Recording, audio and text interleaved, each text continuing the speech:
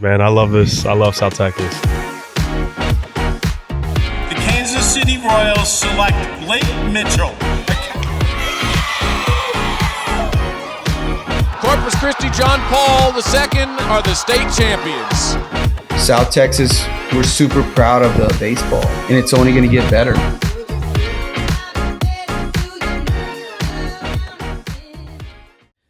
All right, everybody, welcome back to another episode of the South Texas High School Baseball Podcast. Today, we are back in San Antonio, and we are at DST. Thank you to our friends here, Trey, Morris, the staff, everyone here for giving us the space, letting us use it. But today, we have on a guest with a unique job. I guess there's really only, 30? Closer to 60, 2 per team. Okay, yeah. 2 per team, but he's a bullpen catcher, a major league bullpen catcher. A lot of you probably might not be familiar with what all that entails. Obviously, catching, it's in the role, but yeah, it's a little different from a traditional catcher. But we'll get more into that as we go on. But I want to introduce Garrett Lloyd. Thank you for coming on. I really appreciate it and making the time and being flexible. Yeah, glad to be here. Thanks for having me. This has been great. So you reached out on Twitter initially. How did you come across the podcast? So I think Morris, I think he reposted like a clip of his podcast here at DST. And obviously we'll get into it, but I used to, work here in the off season for a few winters, and I was like, man, that's a really slick looking podcast. And so I clicked on it and watched the clip, and then came across your profile. Seemed like you're interviewing a bunch of people that I knew of, or 1 degree of separation. And I was like, man, it seems like he's really focusing on kind of South Texas, which is where obviously I grew up. So I found it really interesting that you're kind of targeting that group. So I think that's how it kind of happened. Okay, cool. Yeah, I was curious. Yeah. I couldn't remember where in time it kind of happened, or if it happened before that episode or what, but that's good to know. Good to know. A question answer that I had. But okay, yeah, so tell us about yourself. Where are you from? Obviously, you just said that you grew up here in South Texas, but yeah, give us some of your background. Yeah, I grew up here in San Antonio. Went to San Antonio Christian, starting in the 8th grade. From there, was always kind of like loved baseball, played a few other sports like basketball, but I think I got cut my 8th grade year. That was probably a good sign to stick with baseball. So played baseball, the travel ball, the whole thing that most people do when they're younger. And then, went to high school at Saks. Just really enjoyed my high school experience. It was an awesome time. Some of the best friends in the world today are people that went there. My wife went there as well. So it's been a blessing. Played baseball there. Really wanted to play college baseball, and cast a wide net, and it got a little bit more narrow once I got towards my senior year. Ended up at UT-Permian Basin, played baseball there, graduated early, and then transferred, got my master's while finishing playing baseball at Hardin-Simmons, which was a lot of fun, and then moved into my professional sort of like baseball career, not playing after that. Wasn't good enough to play. Found out quickly that. So went quickly into sort of like a coaching route as fast as I could. Gotcha. Yeah. So you're pretty familiar with that West Texas area now. Yeah. Super familiar, obviously, with San Antonio. Playing Corpus, high school teams, tournaments and stuff. But yeah, West Texas, very familiar. Very familiar. Yeah. Well, I guess that combined 5 years out there? That's right. Yeah. Okay, cool. Yeah. Now, after you're playing, or I guess during your playing time here in San Antonio in high school, what other schools did you consider other than UTPB? So my dream school, I remember you mentioned a dream school earlier, but dream school was definitely Dallas Baptist. Okay. I felt like it was a great fit, academically, lifestyle. My mom and I, when you're playing travel ball, you get to play at some colleges. So it was an awesome opportunity to just tour places that I'd be interested in, and toured DBU, went to one of their camps, just fell in love with the environment. And, I think I realized I wasn't that level of player at the time. And, it wasn't a super tough pill to swallow, maybe for a little bit, but then realizing there's just so much good baseball in Texas that no matter where I was going to land, it was going to be a good place to play. So, Dallas Baptist, I really enjoyed. I grew up and go to Trinity baseball camps here in San Antonio. And those were so fun, and loved that staff, and the environment there was really neat. I know the academics are really rigorous. It's a really prestigious school, which is I found really interesting and enticing. It's such a cool campus. But yeah, I landed at UTPB and realized, man, that's a Division II, Division III. I mean, every level, there's always just good baseball. So really loved that level of baseball. Yeah. My best friend, who is actually coming into town right now as we're filming this, he's coming down from Fort Worth, but he played football at Trinity. Oh, nice. So I've spent a lot of time at Trinity. And I think when he was there, it was either when he was there or right before he got there is when they won that national championship in, I think it was 2016. Yeah. So, yeah, pretty cool. I'm very familiar with Trinity and all that. The San Antonio in general, we were talking earlier, but my wife is from here, so I spent a lot of time here. My sisters live here. My dad would come here for work every now and then. So I love San Antonio, big fan. I would absolutely live here if I could, but I have really no desire to leave Corpus right now. Yeah, Corpus is a great spot. Like I mentioned earlier, my in-laws have a place down on North Padre, and we go down there quite often. Fishing's great, food's awesome, so it's good vibes down there. Very cool. Yeah. Okay, so let's get into, once you're kind of on that tail end of college, right, and you're trying to figure out what is the next step, what are you thinking? And as you get into the coaching side, how did that come about? So it started actually after my sophomore year, my second year of college at UTPB. A good family friend of mine, Rudy Vasquez, encouraged me to go work at the San Antonio Missions ballpark down here as like in operations, as like a summer job. So I played summer ball my freshman year. I had so much fun with that. And then he was like, hey, try to work, maybe you could work down there, like, work operations. The guy, John Hernandez, that runs that department's great guy to work for. I was like, man, that'd be great. So I got an interview, got the job. And I started like setting up like promotional items, helping with operations day to day during the game. It was awesome. It was so fun. But then I kind of realized that they didn't have a bullpen catcher. And I thought, be interesting to get closer to the field, learn more. Yeah. And so kind of one thing led to another. And I sort of had the opportunity to essentially bullpen catch for the Missions in the summer. And so I got early exposure to professional baseball while I was in college, and it really opened up my eyes to an area that I thought, man, this is such a neat space. There's so much to learn. There's so many good players. There's so much good baseball that it'd be a neat space to explore. And so it was a unique thing where like I would go play in college, during the season, and then during the summer I would throw on catching gear and get to catch AA guys, in the bullpen, even though I was never caught in my life. I was a pitcher my whole college career. I've never caught competitively. And so that kind of kick-started my desire to work in professional baseball. I love the space so much, and just incredible people to be around as well.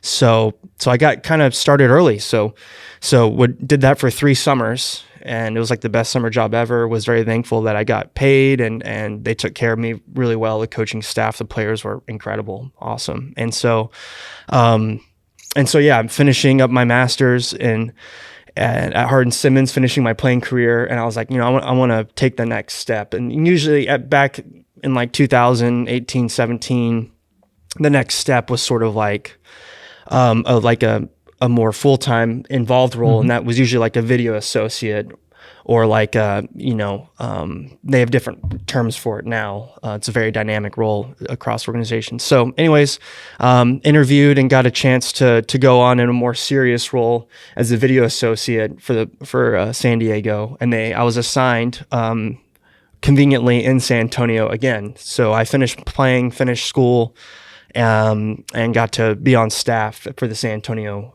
Missions, and just fit right in to where I was before. So that was really nice. Yeah, and that works out really conveniently because I guess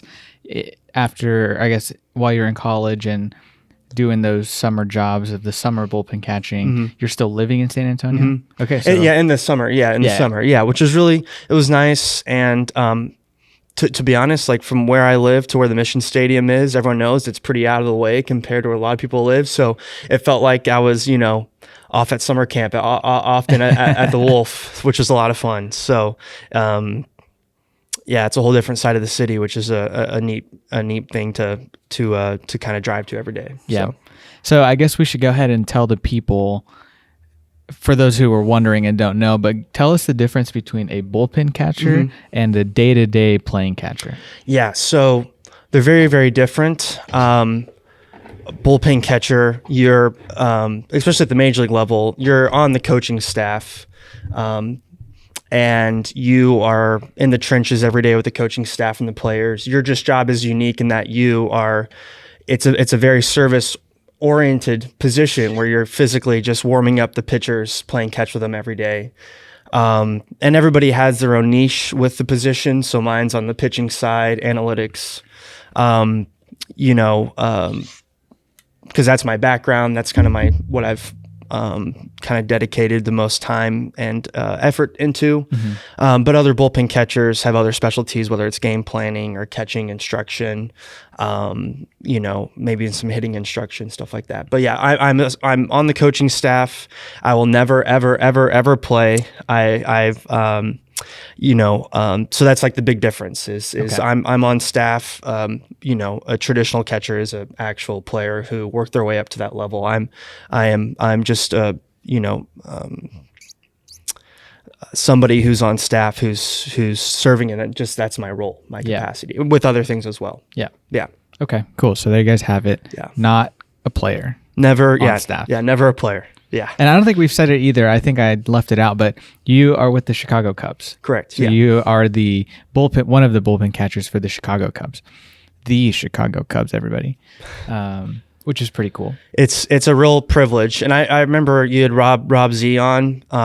Everything he said about Cubs fans, I could probably say the same thing. I completely agree. He's spot on. But we can get to that later. I can blush about Chicago and Wrigley and Cubs fans for hours. That trip that you went on last week, was it for CubsCon? Yeah, CubsCon. Yeah. Okay. Yeah, I actually caught up with Rob there. I actually caught him in 2019. He was a Dodger for a brief time. And so our paths crossed in Tulsa when I was coaching there. So it was neat to catch up, and obviously small world, grew up in Corpus.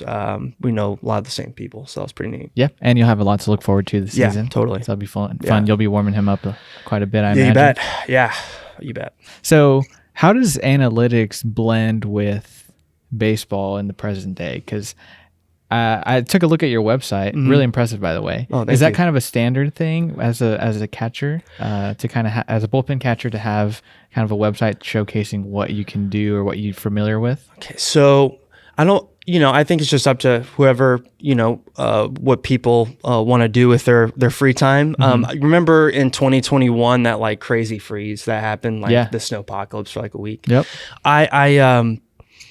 There was a moment where I was sort of like in between, jobs in professional baseball and in like 20 to 2021.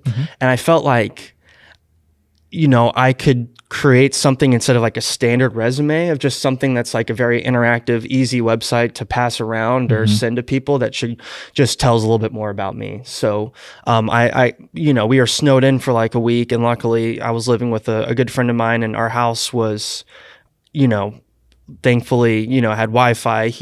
We just sat and we were just stuck, for like a week because no one could do anything. So I just sat there and just knocked out this website, and it was very fun and creative. It's like something to keep myself busy and tap into sort of like a creative side. And I really enjoyed. So yeah, it's just something that at the time was just something to try to separate myself from, others when I was interviewing with teams, just to help, tell more about me. Okay. Yeah. Gotcha. Now, does your other bullpen catcher, do they kind of complement other areas that you're not so familiar with? Totally. Okay. Oh man, Eric. Yeah. So Eric is the other bullpen catcher, Eric Castillo. He's awesome to work with, and he works with the catchers like that. Like he played professionally for 10 years, had some time in the big leagues too. So he's, he is the catching, he's a catching guy. I'm a pitching guy. Okay. So a perfect complement where he works well with the catchers, our catching coach. Mark Strittenmatter, they work together real closely. And so he's always hands-on, helping and supporting the catchers as best he can, where I get to like shift focus to the pitchers, and I work underneath Tommy, our pitching coach, and our pitching department, our kind of like group. So yeah, we definitely complement each other, and every day, like working together, it's such a fluid operation. We work really well together, almost really good synergy. So yeah, it's a great compliment to have. Okay, very cool. I figure that probably makes the most sense. Yeah. Okay, so then let's go back to when you got the job with the Cubs. How did that happen? So I was coaching, I was a development coach in 2021. I was coaching in Tennessee, our AA affiliate, which I don't know if you spent much time in the Smoky Mountains. Beautiful area. So we were out there in 2021. Really enjoyed my time there. And then there was this sort of weird period where, there's always in the around October, November, leadership is trying to shuffle the cards on where people are going, what level suits them, where to line up your strengths and stuff. And I was sort of like in a holding pattern. Yeah. And I got a call in the winter of 21 that the current bullpen catcher, Chad Noble, was moving on to another organization, a new role for him, and that they encouraged me to interview for the Major League bullpen catcher position. So that's just kind of how it got kick-started.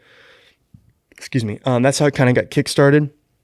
Had a chance to interview with a bunch of our leadership and our major league staff at the time, which was extremely valuable experience. And so the winter of 21 is when I came on staff. Okay. And at the time, David Ross was the manager.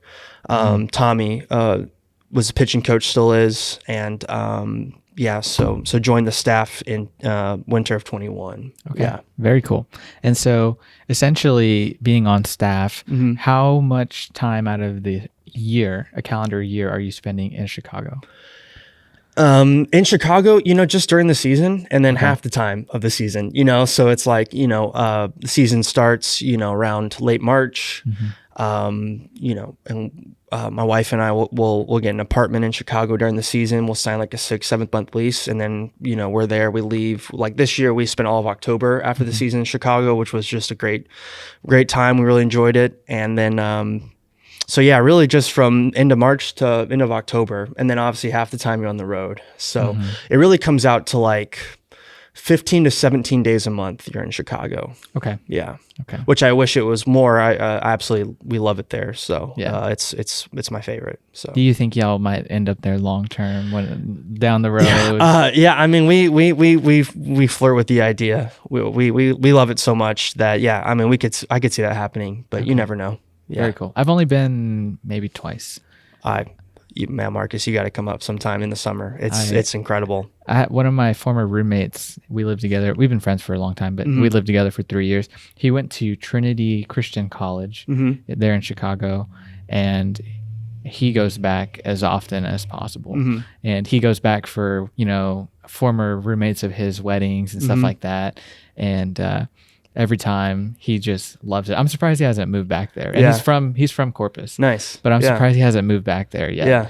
But only ever heard good things. I went to a Bulls game when I was there. We actually, with Sports Dissected, we did a video with Riddell and their headquarters over, I guess, closer to one of the airports, I think. I don't remember exactly, but we went to a Bulls game, my coworker and I, and we kind of took some time one of the days and explored a little bit of downtown.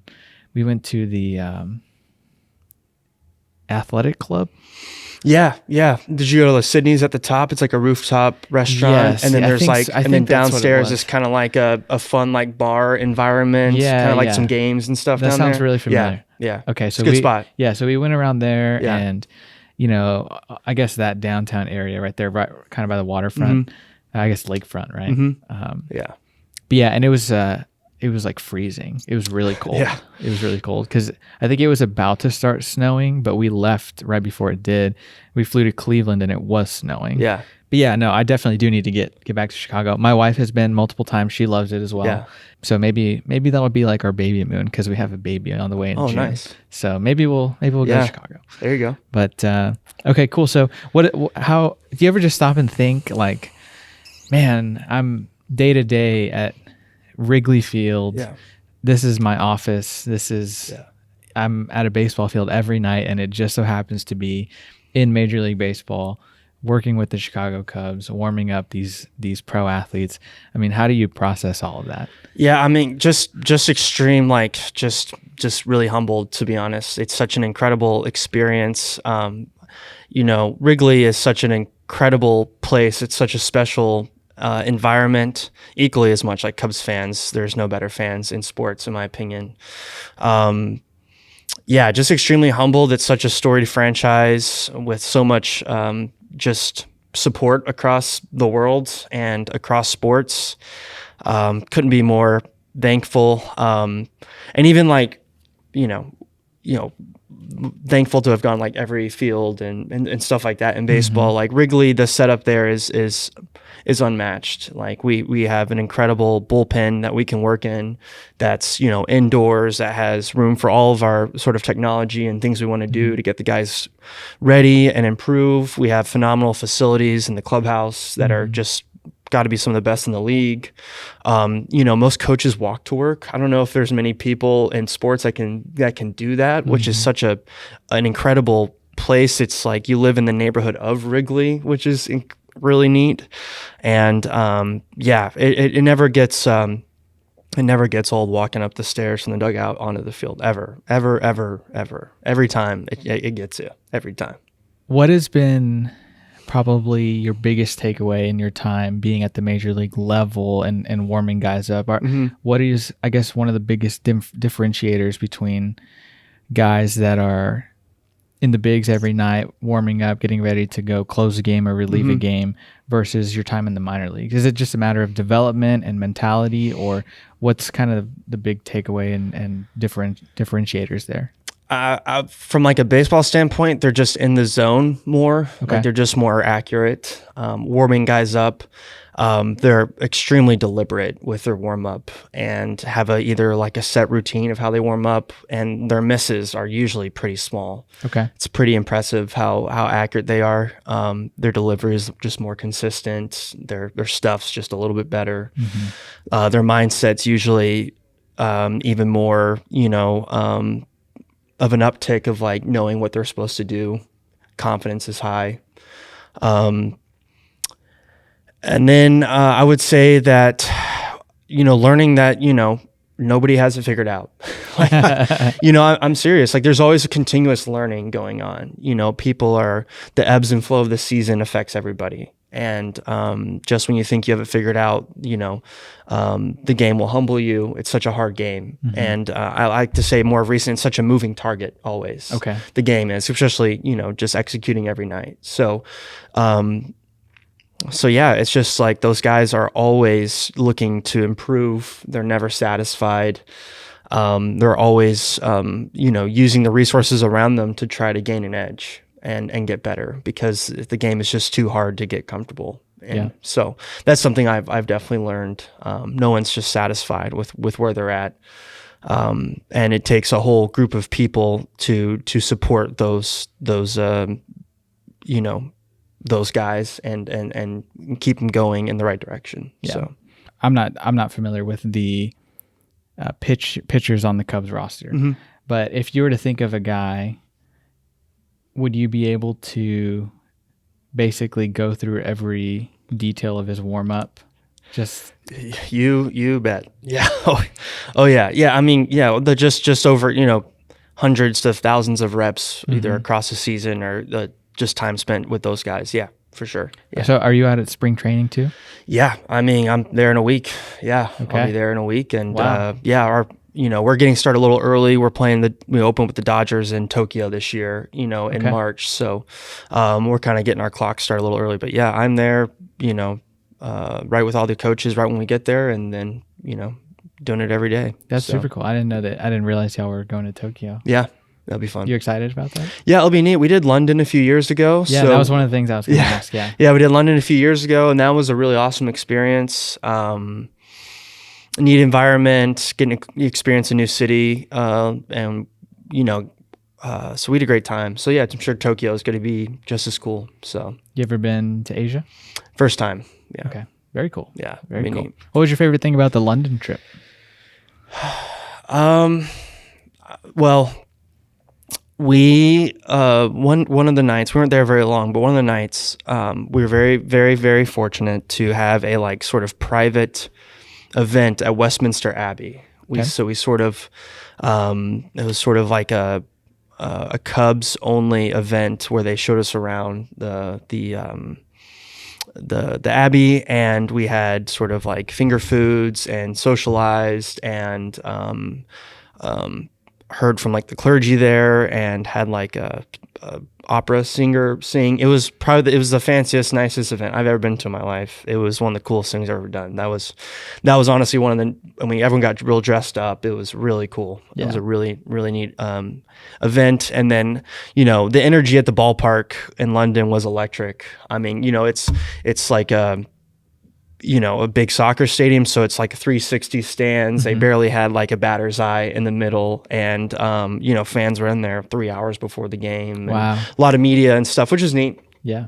A neat experience. So it was cool to be over there and be a part of that. Yeah. How often does your wife get to travel with you guys? Very often. Okay. Yeah. She's fortunate to have a job that is pretty flexible with like remote work. And so she's actually in the office when she's in San Antonio. And then when we're on spring training in Chicago, she is in Chicago and Arizona. So she gets to be with me throughout the whole season, which is great. And then whatever road trips we can make happen, she usually tries to join. So cool. Yeah, That is I think really she's probably nice. been to about half the parks now. Okay. in the league. Okay. Yeah. Other than Wrigley, what is your favorite? I would say Toronto and San Diego. Okay. I know they're completely different parts of the country, but always Toronto, when the roof is open, is one of a really neat environment on the road, and there's usually really good energy there.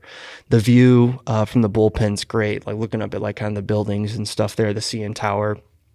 The bullpen's really nice. I just like the city of Toronto a lot. Enjoy that a lot. And then San Diego, just a beautiful ballpark. Petco is incredible. You can walk to the ballpark from the hotel. The airport's close. It's such an easy trip, and the food, they make really great tacos in the clubhouse. Okay. So everyone jumps on the tacos, street tacos. It's the closest thing to like a San Antonio tacos Okay. that you can get. Yeah. And so, in the clubhouse, I'm just crushing tacos in between work and stuff. So that part's nice. The bullpen's, just an immaculate ballpark. It's really nice. Okay. Yeah. That's pretty cool. So on the analytics side of things, what kind of, I know we use the term analytics, right? But in the nitty gritty of it, what are some analytics that you're breaking down for the guys or for the organization, right? What are you looking at? Is it spin rates? Is it, I don't know, give us some detail on that. So how it kind of works is like, we have like our pitching group. So Tommy's our pitching coach. We have an assistant pitching coach, Casey. We have a bullpen coach, Mark Stripmatter. We have a special assistant, Tyler Zombro, who just came on, who's been a great resource. And then we have myself. And we kind of get together every day and kind of everyone has like their own role. We get together, collaborate on, strategy, coaching directions. We want to go with somebody, the schedule for the day, what sides we have, and Tommy's leading that ship, and we sort of all contribute. But mostly, analytics, I would say, is sort of just like, you got to play every day. So it's understanding like when guys fall outside their norms is a lot of my monitoring of data. So like, if pitch movement looks off, if they're getting hit more often, a certain pitch is getting hit more often than what we had predicted. Previous matchups that we, can get better at that we're going to be facing in the future. I'll help with some like biomechanical analysis. I'm still trying to get better at that, lean on like Casey and Tommy for that and learn from them. But yeah, we're very fortunate. The Cubs have a very strong build out where we can look at a lot of really impactful information. And so it's really just monitoring people's vitals. It's almost like being like a nurse at times. You're just monitoring vitals every day. If something goes out of whack, it's bringing other people in, say, hey, what do you think about this? I see this spike, and and lack of production. What do we think about this? Is this real? Is this not? Can we try to predict, future success by improving something? So it's a myriad of things. Okay. Yeah. What is one area of all that is your favorite? Like you would say you're an absolute expert. Yeah, I would say I have probably the most reps on sort of like pitch movement, and like shifts in pitch movement. I probably the most closely in tune with that, like monitoring, like, like there's a few ballparks that either the mound's higher or obviously like at Coors you're almost a mile high.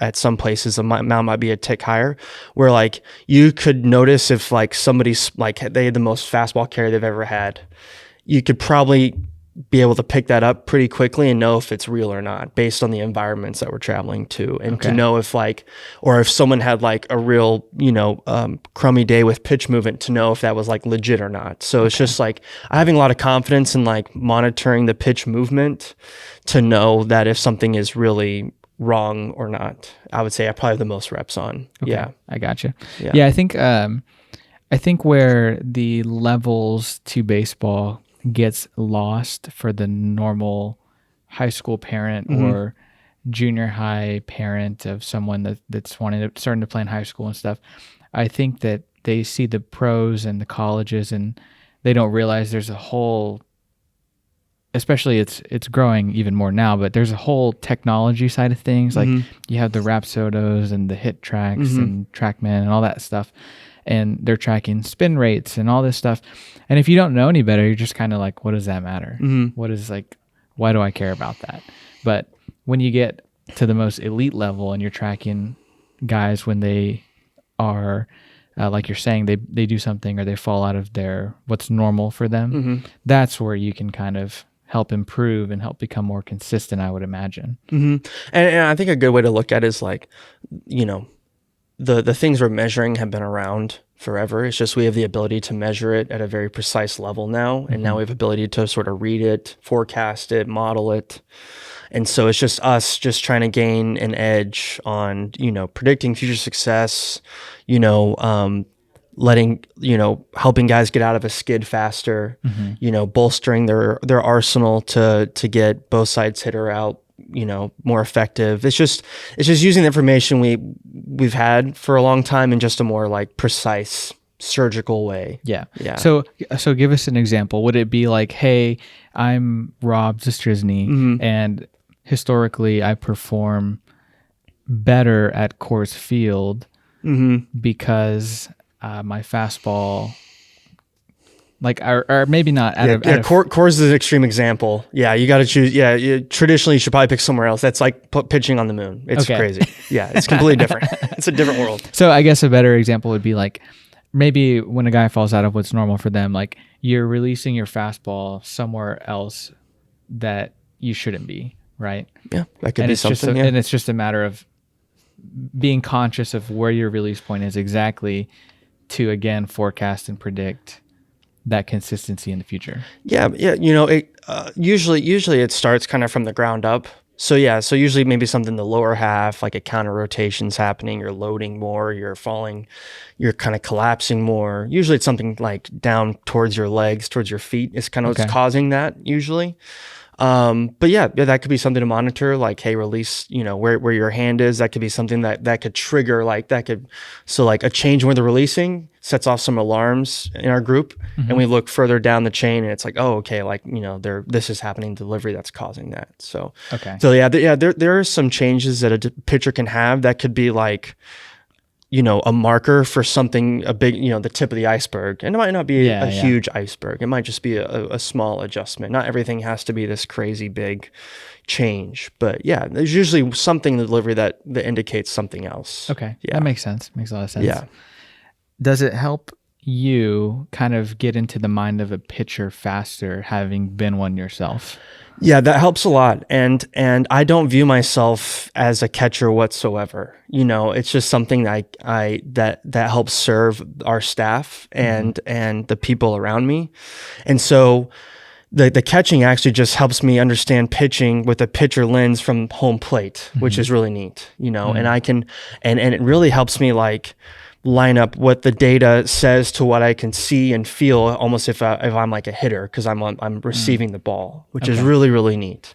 And you start to get like a library of, okay, that's what extreme cut looks like. That's what extreme ride and run looks like according to this metric, and you can line it all up, and it helps you just understand a pitcher more and pitching movement more, which is really, really neat. Yeah. Would you explain for those who don't know what the difference is between cut, ride, run, all that stuff as you know it?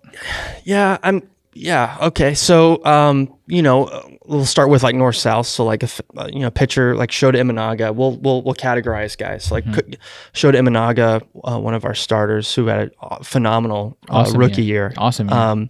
Has a true like carry four seam heater. Like he just backspins the ball perfectly. Like if you were to just put in a dictionary, what does a backspin fastball looks like? That's what he does. So that's carry. It's maintaining carry more. You'd imagine people think ball rises. Obviously it doesn't, but it's holding its line longer than a traditional, like just you and I were going to go throw the ball right now in the parking lot. His ball would just maintain a line more than ours would. Yeah. Okay. And is that, not to derail you from, I know you're in it, is that a result of spin rate? Yeah, I mean, you can have guys that don't necessarily spin the ball fast, have a high spin rate, that could still have carry. Spin rate's a lot of like your, almost like your fingerprint.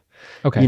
Like we all have unique fingerprints. Yeah. And some guys just by chance, and the way their arm unwinds, the way the delivery works, just can spin the ball faster. And actually there's some companies that are trying to see if they can train to increase spin rate and stuff, which is interesting. But so carry, you're just maintaining a line. Okay. So we go outside, we throw a ball, and imagine it's a cue ball. There's no seams on it. Now we're getting a little scientific. It's a cue ball. There's no seams on it. Now we have cut. So I'm a right-handed pitcher. We have cut on the baseball. So if you're receiving the baseball, this ball's probably going to have a weird hissing noise to it because the seams are kind of moving, not congruently, but kind of dirty towards you. You'd almost tell that person, hey man, you're not throwing it straight. It's kind of just like, it's wonky. That's usually cut. It's glove side cut coming towards you.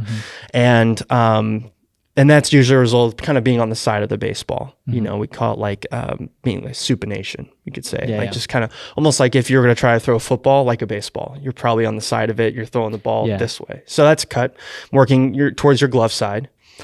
Arm side run is you're just working the opposite direction of cut, and you're more of a pronator, and the ball is just going to be running towards your arm side. So if we're playing catch, we throw that cue ball, that arm side run ball is just running way away from you. You almost feel like you got to jump to catch it towards your towards your left side if you're receiving it. So yeah, and then those are kind of like carry, cut, arm side run. It's kind of like the traditional buckets, you could say. Is arm side run much less common?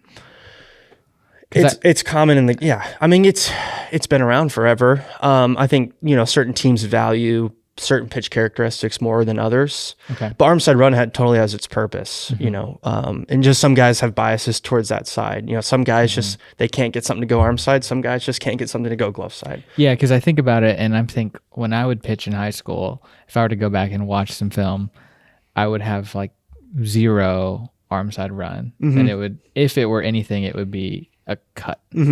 So that's what I'm thinking of. Yeah, because I feel like almost like, in high school we had this silly idea of like trying to throw a screwball, of like almost like coming across like this. So and if you did it enough, in my experience, if I could do it well enough, it would actually do that. And it would actually do it some. But hearing that the ball just tails that way naturally for some guys when they throw a fastball, I feel like that's why I asked. I feel like it would be less common because I feel like for me it almost strained my arm. Yeah, it's something outside like your body's used to, you know, like you favor, we all kind of, just the way that we're built, we probably favor one way or the other, Definitely. Or, more of a north-south look or something like that. So, so we all have like our favor, the way our body favors. So if, guys they find out that they can lean into it, they can really, have some strengths that they can really enhance. Okay. Yeah. Gotcha. What about a guy like a Jack Neely? Yeah, Jack has a unique breaking ball, which is really cool. And it's also been great to just catch him this winter. Him being here in San Antonio has been really nice. But yeah, he, like a traditional, like kind of a carry heater, but then he's got a sort of unique, like lower spin breaking ball, which is you don't see super often, and it has some varied movement to it, which is pretty neat. More of a downer pitch, which, everyone knows, but it has some variance, which is pretty cool. Okay. So cool. Yeah. For you in your job, is it more not to say one thing is more important than the other, but how important is actually getting the reps, the physical reps of catching the ball versus the analyzing the data and categorizing that stuff? Like how important is my receiving compared to? Yeah. Well, I usually lead with the new guys that I'm not a catcher. Like right away, I let them, hey, I'm not a catcher. Now, just like with anything, if you do something like thousands of times, you're probably going to get better at it. Yeah. So yeah, I'm definitely at a level where like I don't, I try really hard to receive the ball as best as I can, and but it's not, again, coaching, it's not about us. It's about them. Like who cares how well I can receive a baseball? It's about their rep that they just had, and doing it in a way that, catching in a way that supports them best you can. So there's no trophy you get for receiving a glove side heater in the bullpen. It's about their best way to support and encourage the pitchers warming up, plugging into the group that our major league pitching group, contributing, leading towards a goal. The receiving part, like no one really discusses. It's more of like, actually, we have like inside jokes, So if I pick something, pick a ball, I remember from Moneyball, the scene where Scott Hadenberg picks a ball and Brad Pitt goes, Scotty H, pick a machine. Every time I pick a ball, I'll yell, Scotty H, pick a machine. Just got to keep it fun, the receiving part fun, because we're not actual catchers, we're on the coaching staff catching. So making it fun, making it a good working environment is probably more important than like being like Jose Trevino behind the dish, being platinum glover. Yeah, exactly. Yeah. Okay. Yeah. Gotcha. What is to date, what is your favorite memory that you've seen at Wrigley? So, man, a lot of awesome games. This is such a niche thing, but like the last weekend of August, usually, or second to last weekend, is the air show weekend. I don't know if you're very familiar, but like, so in Chicago, there's a annual air show. It's been going back since like the 60s or even further. Don't quote me on the date, but it's the largest free air show in the United States. Okay. And usually the headliner every year is like the Blue Angels or Thunderbirds or something like that. And so Wrigley, we play day games on the weekends, Friday, Saturday, Sunday day games, which is unique to Major League Baseball, which I absolutely love the day game environment. It's absolutely I wish every game was a day game, to be honest, at Wrigley. Okay. It's incredible. But yeah, picture this. It's late August, weather's perfect. Usually most of the time in the summer in Chicago, 120 game, and, American flags stretch across the field, singing the anthem. And I kid you not, at like 1:45, 2 o'clock, the Blue Angels are ripping across Wrigley Field, barely feels like 500 feet above the field. I mean, that, not many places you can say you're a part of something like that yearly. And that's one of the coolest environments. I mean, every day at Wrigley, it's electric. I mean, the fans fill the seats every day. But that sort of like air show weekend, it's such a unique thing to be we're playing, and then like Blue Angels are Thunderbirds, F-22s are ripping over the field. Yeah. There's 200,000 people on the lake. We're real close to the lake. Like there's just a real energy in the city that is just you've never seen. It's incredible. Yeah. Yeah. It's really, really cool. That is pretty cool. Yeah. That sounds really unique. Yeah. It just, I don't know. It's very, it's a very American feeling. It's really cool. That is a nice feeling. Yeah. What, as far as maybe on the road, what about favorite memory on the road? On the road, again, every ballpark is really cool and unique. Like I would say 3. In 2023, we're playing the Cardinals, really tight game. It was right before the trade deadline. and Mike Tauchman caught a third out to end the game. It would have been a game-winning home run, and Tauchman stole a home run back in center field to win the game for out number 3. We were on the ropes. It was a 50-50, either us or them winning. And big pitch thrown, and Alec Burleson hit it to center, and Tauchman robbed it, and it sort of like changed, created like a shift in our season of sort of like being buyers at the trade deadline in 2023. And that was, after the game, it was absolutely electric. That was really cool. And then like, some other unique things, like they retired Jose Bautista's number when we were there in Toronto. And I kid you not, it was an hour before the game. It was 40,000 people there an hour before the game. They did one of the cooler ceremonies I've seen. And we're just, the normal thing, like playing catch with the starter, he's warming up before the game. And it was like, I didn't really grow up a Jose Bautista fan. He wasn't really on teams that I watched. And it was like one of the most electric things pregame I've ever seen in my life. The whole stadium was just so much reverence for like him, like, and they brought out former players and coaches. It was such a cool thing to see such a city like have reverence and respect for a player. Yeah, it's a really neat. That was really cool. Yeah, really enjoyed that. That is pretty cool. Yeah. Another thing that I was thinking about a couple days ago, I think it was yesterday actually that I posted on my work account, but thinking about all the pro guys that played for the Hooks down in Corpus that have either been on the Astros or in the pros at any point, and went through and found the photos of some guys that were my favorite, and I posted some of them. Just thinking about like, this is pretty cool. Like this is really unique. Get into work in professional baseball at any level, taking photos, doing what I enjoy, being around the game of baseball that I love. So I'm really grateful for that. I think it's really unique. I think there's a place for almost pretty much everybody at any level, whether it be on the creative side, the photo video, the coaching side, right? As a player, it's really unique in what routes you can go in the world of baseball. Yeah. How often are you at the ballpark shooting those guys? So the first year that I shot for the Hooks, I was there like every game. I probably shot like 45 of the 60 or 70 home games that they had. I was there a lot. And then it's gradually gone down the last few years just because like gotten busier doing other stuff. Yeah. Now I will not be able to do nearly as much because we'll have a newborn in June. Yeah. So like I'll maybe get 2 weeks worth of games in, and then it'll be like, oh, you have a newborn and you're trying to sleep. So, but I think towards the end of the season, I might be able to get a little bit more games. But I love working with the Hooks. I love the staff. It's just really enjoyable.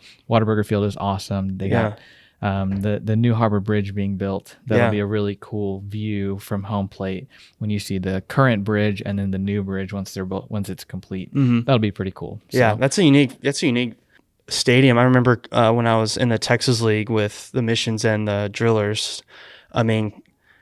It's this weird thing. I just feel like maybe it's still this way, but hitting the ball the right field, like pull side to into the bullpen there is actually very difficult. Like you just don't see it often. Yeah, you don't. And it's you're like, oh, it's right field. No, the ball just doesn't go out there. But the left field, it can take off. I think I've seen somebody one time we were playing there, and I swear they hit it so far it looked like it went into like the channel. I swear, like it was crushed. I think I've only ever seen one ball actually leave the park, that second fence that's at the bottom of that hill back there.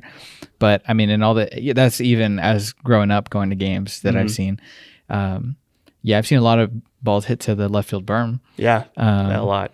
And in 2015, they had the Texas League All-Star Game in Corpus. Oh, nice. And they had like the cool logo on the balls and stuff. I was a sophomore in high school, and I would always sit on the berm because I would tell my friends, like, you can make fun of me. I will always bring my glove to a game, and I will sit on the berm. If it's up to me, I'm going to sit on the berm because I want to catch a home run. Yeah. So they had the All-Star Game. Yeah. And I can't remember who it was. I wish I did, but I think he played for Springfield. And he went up, hit a home run. I literally stood up, caught it, and I sat back down. I did not have to move. Yeah. I just went catch. Nice. Got it. And I was like, wow, that really just happened. Yeah. I still have the ball. It's one of my favorite things. Super casual about it. Yeah. Yeah. Yeah. And that was almost 10 years ago, which is crazy. And you're probably like, your guy's like, oh, that was cool. You're like, no big deal. Yeah. It's like, whoa, man. Just another fly ball. Yeah. That's great. Well, cool. Do you have anything for me? Oh, of course. I mean, I can't come here without, So you're at A&M Corpus. Correct. And then you transitioned into freelance work. Correct. You probably, obviously, that's a big move for anybody, just making, from a university on to freelance. Was there something that you did not anticipate that happened when you took that move? Obviously, you try to plan ahead. This is what my life is going to look like professionally when I make this transition. Was there something that happened that you didn't expect? Yeah, I think it would be getting to work with the Sports Dissected company, because they've been around since 2016, and I would just watch their videos. I was just a normal viewer. I had no idea that they were based out of Austin and Houston, which only 3 hours away. So I started, the thinking in going freelance was I don't like manual labor. So like construction or any of those kind of stuff, like lawn care, any of that stuff, never was interested. You can ask my dad. I barely wanted to take the trash out in high school. Yeah. He would ask me, do you want to go take the trash out? And I would say, I don't want to, but I will because I know I have to. Yeah. So I was always very clear. I made up my mind in high school. I want to work behind a computer whenever I want, wherever I want. And basically, when I started messing with cameras in high school, it became very clear I can do that most of the time. Aside from actually going and shooting on site like we are right now, I can go edit this in San Antonio, or I can edit this in Corpus at my house, or I can go to Austin and visit my friend and edit it. Same hours that anyone else would work, but I am not limited to physically being there. So I knew I wanted that. That was before remote work got really popular and COVID and all that stuff. So I knew I wanted, I figured out those two things really quickly. And then I figured out, okay, it's going to be in the world of photo video. So I went from A&M Corpus to freelance because I figured right when I graduated, I don't have anyone that depends on me. I don't have a wife. I don't have kids. I don't have any pets. Right now I pay $400 a month in rent. And if there's ever a time to fail and not make any money, it's right now. Yeah. If it works out, awesome. We figured it out. But if not, then I tried, and I can go and, do whatever I might need to get whatever other job. So here we are in year 5. Wow. Basically. Yeah. So it's worked out. It's been good. I've really enjoyed it. I've gotten to do a lot of unique things, go a lot of unique places, whether it be with Sports Dissected or with other projects and other contractors that I've worked with. But yeah, it's been really, really cool. If you were a prospective athlete and you just worried about facilities, that's all you thought about, okay? And I know Binghamton was pretty incredible for facilities wise. So we're going to X that one out because that was a ginormous donation that someone made, anonymous. And you were just worried about facilities. And I know you've probably seen plenty of facilities. Was there any that you were like, wow, like if I was just worried about facilities, this university I need to go to? Am I a baseball athlete? Let's do baseball first, and then we'll transition to like overall, because I know you guys have done a variety of things. Baseball, of the ones I've been to, it would be LSU. Okay. I've been to Alex Box. We did a video there. Awesome. We've also been to Marucci there in Baton Rouge. Oh yeah, yeah. The Marucci HQ. Yeah. We went to their baseball performance lab. Yeah. And we did a video there. And Liam and Micah Gibbs. Yeah. Good dudes. Yeah. Yeah. Yeah. So, yeah, a very cool place. It's really nice that they have Marucci right there. And I was their athletic trainer that started Marucci, but. So if I'm playing baseball, if I'm a baseball athlete, I would go to LSU. Okay. If I'm playing anything else, or let's say I'm playing football, I'm going to the University of Florida. Really? Florida's facility is amazing. So is this like their football and like you're just putting everything under one umbrella, or is it like something that stood out? So it's the way that their facility works there is it is the football facility, but the dining area and all the student amenities that just happen to be in the football facility are open to all the other athletes. Gotcha. So it's all encompassing, but the football locker room and the practice fields and everything else is all attached to it. So it's kind of a central hub on campus. But they have a pool, they have a cafeteria where they feed every athlete, every sport, 3 meals a day. Wow. whatever you want, it's there. Like you just go order it. If it's not in front of you, you can go order it, or you just go make a plate.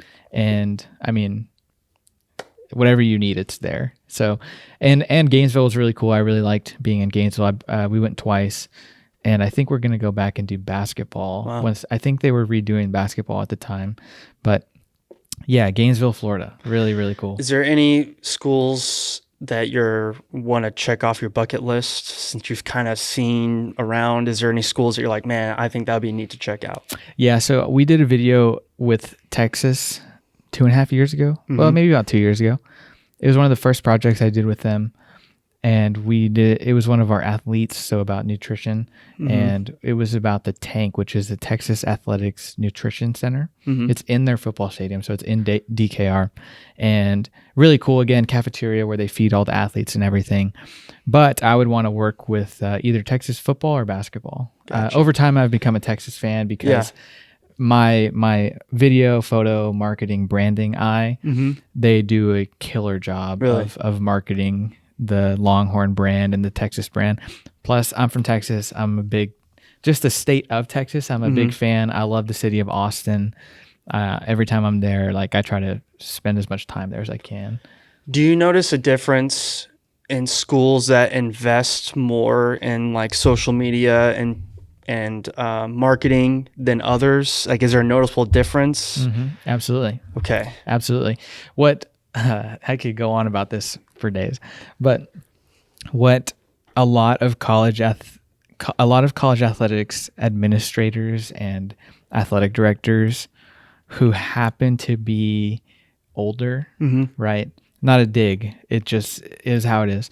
They don't realize that right now in 2025 and the last 5, 8, 10 years, their presence on social media to the athletes they're recruiting and the public is them, like is their brand, right?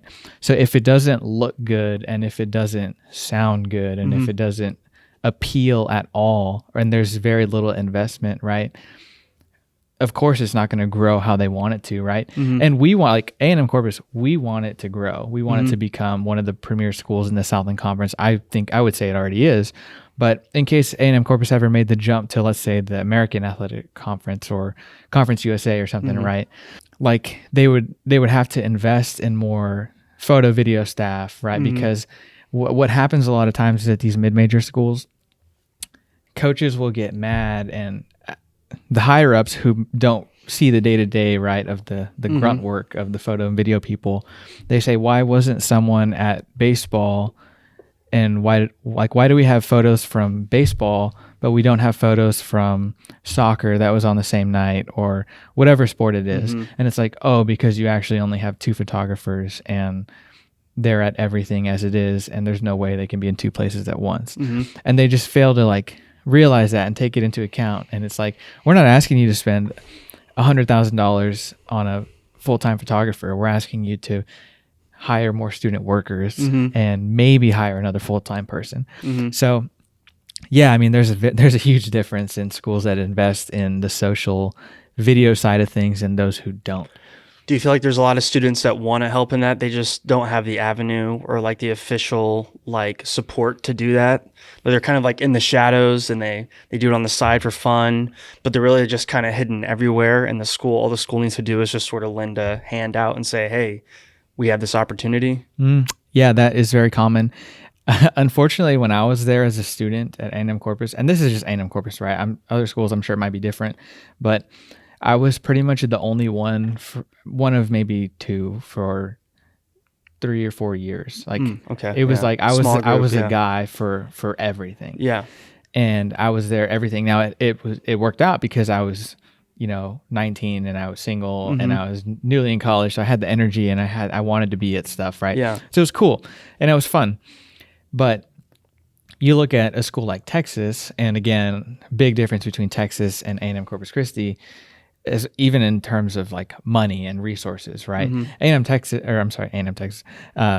Texas can just write a check for, hey, send me a list for all the gear that you would need and give me 8 cameras and we'll have 8 student interns, and it ends up being $100,000, and it's like, yeah, no problem, whatever. A&M Corpus is like, yeah, we can't do that.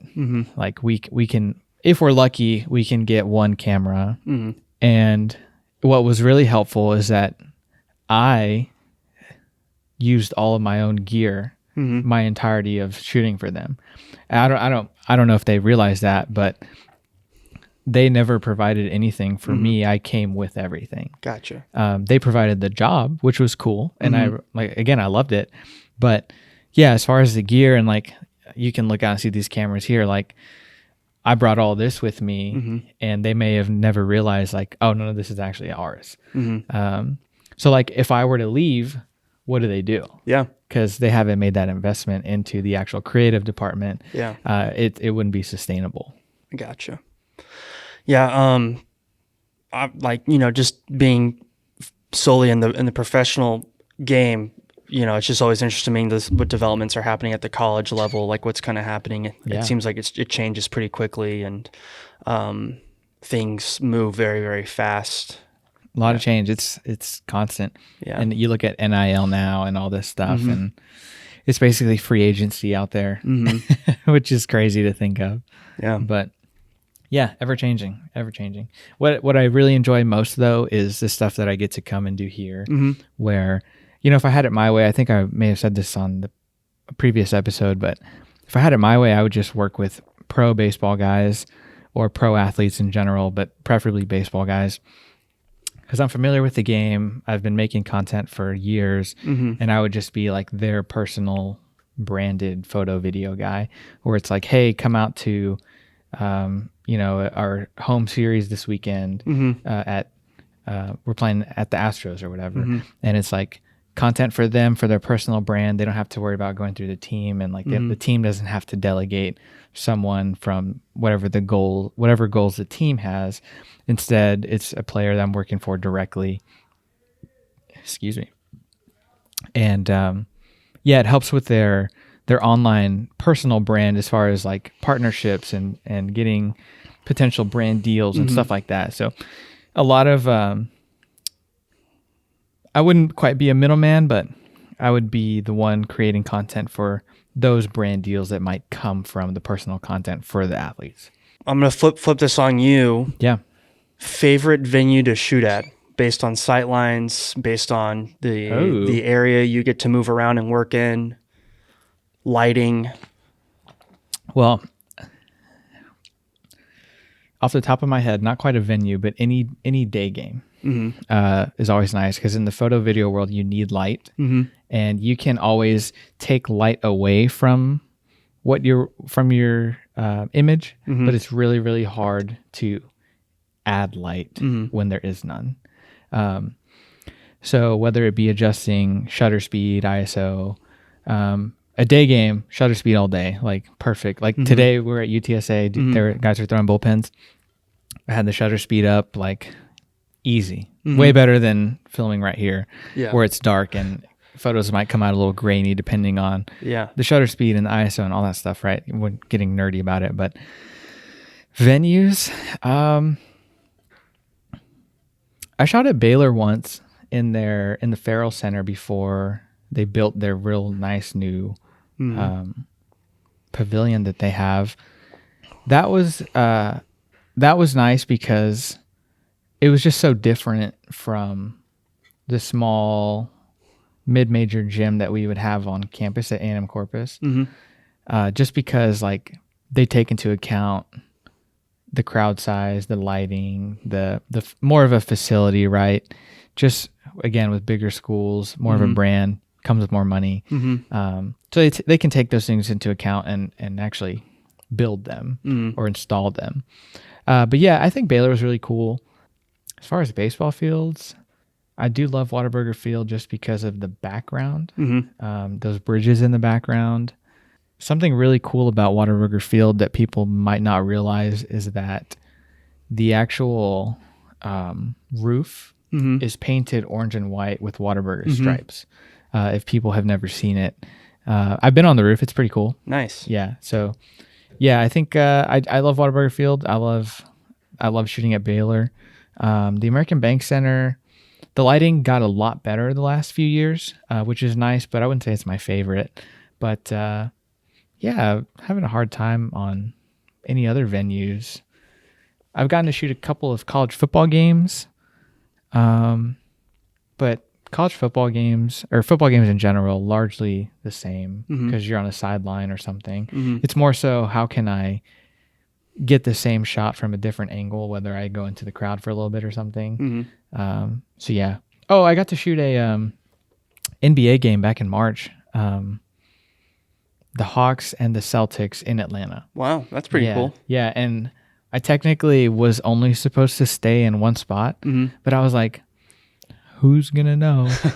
So I moved around the whole game, and I would go sit in the seat if it were open, and just kind of keep an eye out if someone was coming back to their seat that I might have been in. So that was cool in State Farm Arena.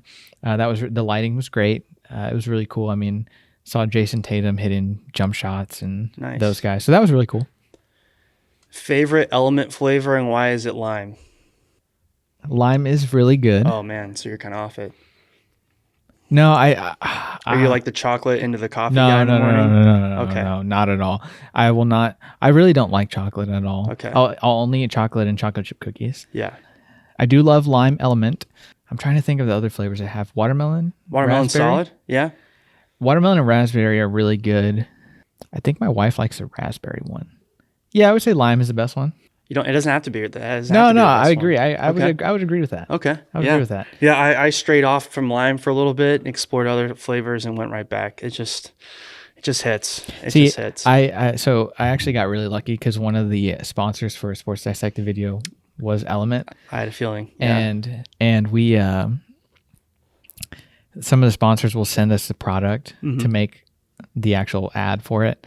And I got a box of 120 Element, and it was all 4 of the plain flavors at the time. It was like lime, watermelon, raspberry, and one other one I can't remember. But I think the other one was a box of 30 of the like combo flavor ones. Like it's like 2 flavors, like a chili mango or a habanero or something like that. Those kinds. Or like just a raw flavor. Yeah. That's not really a flavor. Yeah. It's just the raw stuff. But yeah, so for like a year I had Element just ready to go. So that was nice. Yeah. I would say lime is the best. Yeah, lime's great. Especially if you don't put in a whole lot of water. It's pretty potent. Nice little like kind of twang that get you hydrated. Yeah. I used to drink liquid IV, but then I realized that it had like 14 grams of sugar in it. A lot of sugar. And I was like, I don't really need that. Yeah. So that's why I switched. Yeah. It's a good choice. Yeah. Yeah. Yeah. I don't regret it. Yeah. You got anything else for me?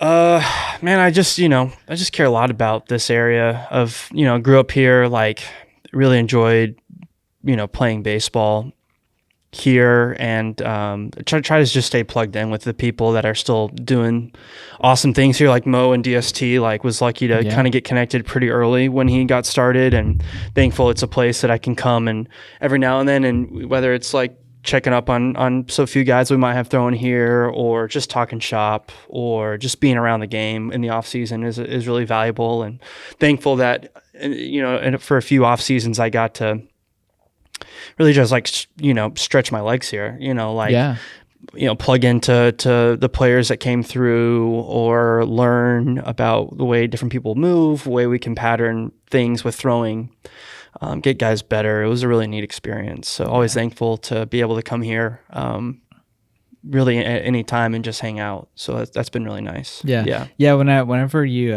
messaged me initially, I was here. Yeah. And I asked the guys, I asked Jose and I asked Trey, I was like, do you guys know Garrett Lloyd? And they were like, oh yeah. They're like, you should get him on the podcast. And I was like, really? And they're like, yeah, he'd be a good interview. He's a big analytics guy. And I was like, okay, cool. Good to know. I'm sure the dots connected, but I actually played against Jose in high school. So he was in my district. Okay. And obviously he hit a lot of home runs in high school. He was a very scary person to face as a younger gentleman in high school. I don't know if you know this, but when he would come up to bat, he would slam his bat on the plate right before he would hit. I'm not kidding. So like obviously he was a very physical kid at the time, and they're in our district. They won state that one year. Like they were a big opponent for us. It was like we would circle them on the calendar. It was like we got to play John Paul. Well, he would come up to bat, literally slam his bat on the plate.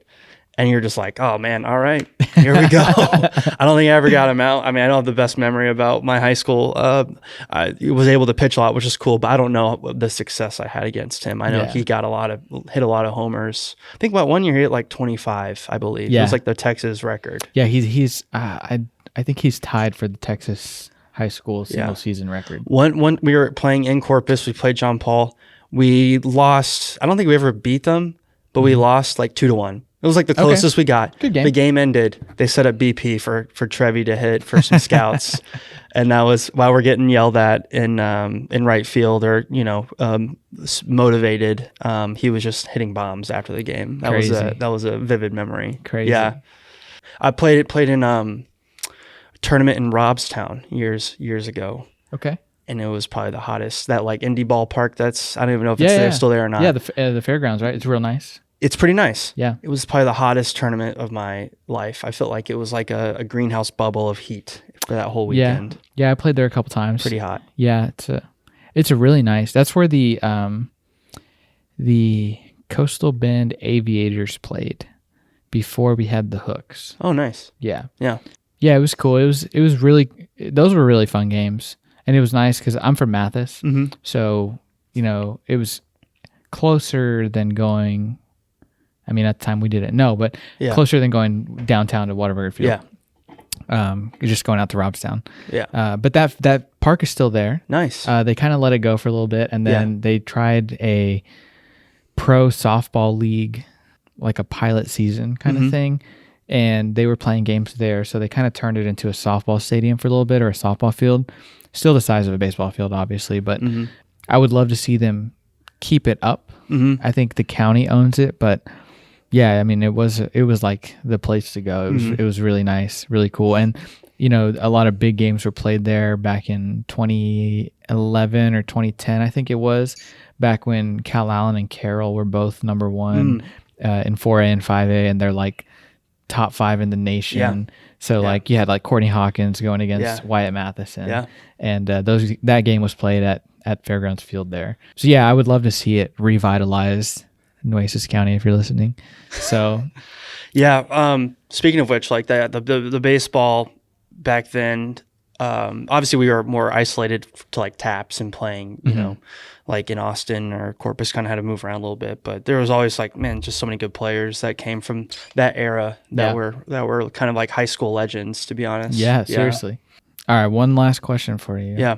Who are some of the most notable guys that you've ever caught, whether it be in the minors before they were who they are now, or even today? I don't like to single anybody out. They're all big leaguers. They're all really good. So in 2019 I was coaching with Tulsa. I got a phone call that I needed to go up to the big leagues to help bullpen catch with the Dodgers. This was 2019, so like Kershaw's around, Kenley Jansen's around, like some of those guys. Most people would probably know. Man, they're all really good players. I mean, Stroman, Kyle Hendricks. I don't think I've ever caught Kershaw, but like maybe played catch one time, maybe.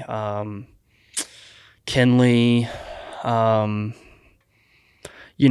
David Robertson, 13, 14-year big leaguer, really good player. They're all really good. I mean, they're all awesome in their own right. So they're all noble dudes in my book. Yeah. So yeah. Who is your favorite player as a kid? I would probably say Josh Hamilton, to be honest. Okay. Yeah. I think we went more to Rangers games than like Astros games, I would say. It's probably Josh Hamilton. And then, early, when Trout came in, a family friend of mine, Anthony Vasquez, Rudy's son, he pitched against Trout like I swear it was like his like 5th game ever. And he threw like, Anthony threw like a changeup way away. It was a lefty, way arm side. And I swear Trout would, still scooped it for a homer. I was like, and we were all watching, so all proud of like that kind of the hometown guy pitching. And then Trout hit a homer. I was like, oh, well, that's interesting. And, not being original, being a Trout fan, but yeah, definitely grew up watching, Trout, Josh. Yeah, those guys. Yeah. Well, I think a lot of good stuff in this episode. Yeah. I really appreciate you making the time. Yeah. Thanks for coming up to San Antonio and hanging out. This is great. Yeah, this was. And you said in a week you'll be... Yeah, in about a week and a few days, be out to Arizona. I swear we have a bunch of pitchers, major league guys already out there. So yeah, we're getting kicked off early. I think most of our coaching staff will be out there pretty soon too. So yeah, we got just a few days left of the off season, it feels like, and then we'll start rolling. What city in Arizona are you guys in? Yeah, so our complex is in kind of like the top left corner of Mesa, real close to like Arizona State, and then you're across you're 15 minutes from Scottsdale. Mm-hmm. And my wife and I stay at like this place just off of Old Town in Scottsdale. It's like a 15-minute drive to the ballpark. Great spot. Yeah. And very fortunate that we have a great setup there. The Cubs do. It's super centrally located. We're not far from a lot of things. So how does that work for you guys? Do they provide the housing and everything? They help provide housing, and then for the coaching staff, they help provide a car as well when we're there. So that really helps. They make it super easy and convenient for us. They do.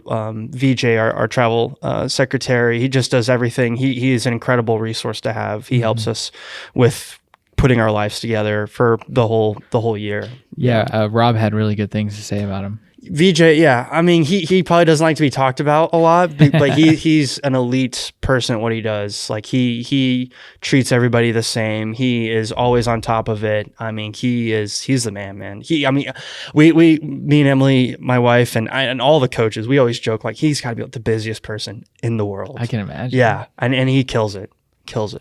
Well, I hope you enjoy your time out there and the upcoming season. Awesome. I hope Wrigley Field never gets old. Never gets old. Yeah, I really hope you guys have a great season. Awesome. Thank you so much, man. If I'm up in Chicago, I'll let you know. Let me know, yeah. And if we're playing the Reds, you can knock it out. 2 birds, 1 stone. Yeah, see Trevi. That could work. Yeah, we play the Reds a lot. So yeah. Awesome.